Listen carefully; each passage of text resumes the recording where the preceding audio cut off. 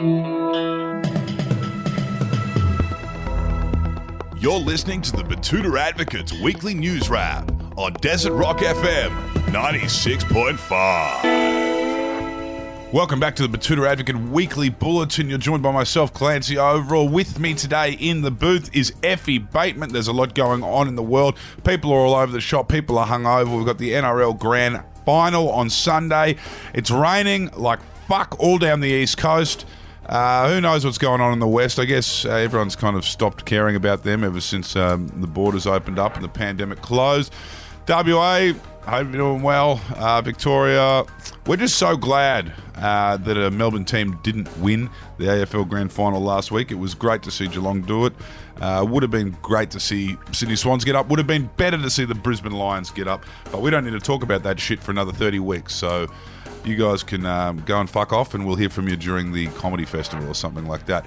As for the rest of us here in civilization, it's a battle of the West on Sunday night. Penrith Panthers versus the Parramatta Eels. And in fact, everything that I'm speaking about right now may not even be that interesting to half of us here in the Eastern Seaboard, and I'm sure Effie and Bateman half of us in the podcast booth. Yeah, sports atheists right here. Effie Bateman can attest to that. How are you, Effie? I'm good. Looking forward to the weekend. Hoping I've got a bit of a cold, and I've had a Luxor today, trying to get rid of it before tomorrow. But who knows? Might have to push through it. Well, that's the key to it, really. If there's bad weather and you're already feeling crook, just go out in the bad weather and try and pretend it's not happening. Exactly. What's up first in the news? And starting off with some absolute morons have had their wedding during finals footy. Yes, like all millennials paying the wedding tax, Landon and Em have had to reschedule their special day to spring 2022 after a registry office backup plan was denied by the banker mum and dad. However, with their wedding now clashing with the crucial footy finals, the happy couple might be the only joyous pair at the celebration. This has understandably copped some ire from members of their friendship circle, including one South Sydney fan, Peter Dodd, who has even gone as far as calling them a couple nongs. Yeah, some very harsh words from Peter there, as he's also said, at least they are sticking together, all the better that two idiots marry each other rather than go infect normal people. Oh, wow. I think there might have been some sneaky streaming of football matches under the table at that wedding. And calm down, please, Peter. You know, they've fed you, they've filled you up with piss. You didn't have to pay for a thing. Don't be filthy that your football team got pumped by Penrith. And up next, we have the Optus hacking scandal, as police determine the hacker probably isn't in Sydney after requesting a modest $1 million ransom. Yes, as news hit that Optus had become a victim to one of the largest leaks of personal data in Australian history, the hacker involved has raised some eyebrows this week by demanding a measly $1 million, or roughly the same cost of a two-bedroom apartment in Sydney's Petersham or Brisbane's Toowong. You might even struggle there with $1 million.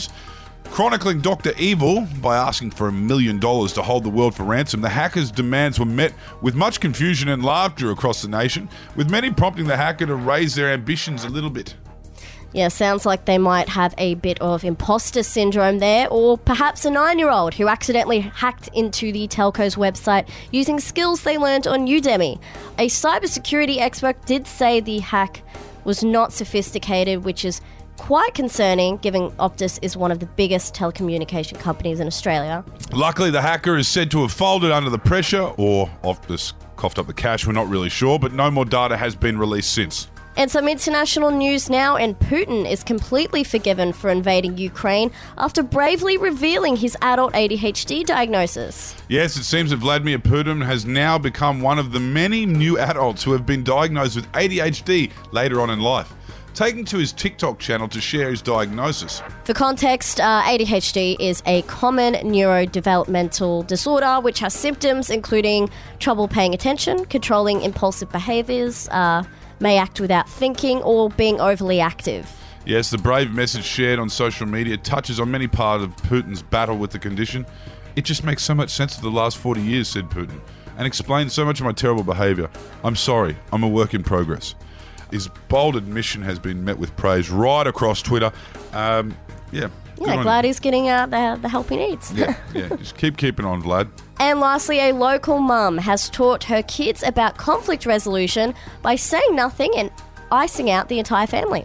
Yes, after cleaning the kitchen without help for the 3,000th night in a row, local mother Patricia Webb finally expressed to her family that she was cross with them by ignoring them entirely. It is now 3 days into Webb's Cold War-style mum strike, and already her children are filthy.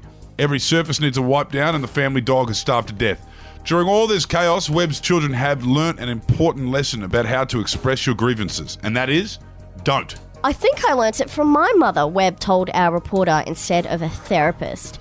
She never used to tell us how she felt. One time she didn't talk to my dad for 3 years, and let me tell you, he was so upset, almost as upset as when she started talking to him again. Ah, the life and times of the healthy. Webb family. Just another story from our beautiful town of Betoota. Thank you for joining us for the Weekly Bulletin. Enjoy your weekend and enjoy an end to this crazy, crazy sports-obsessed news cycle. It ends on Sunday night. See you later. Hooroo.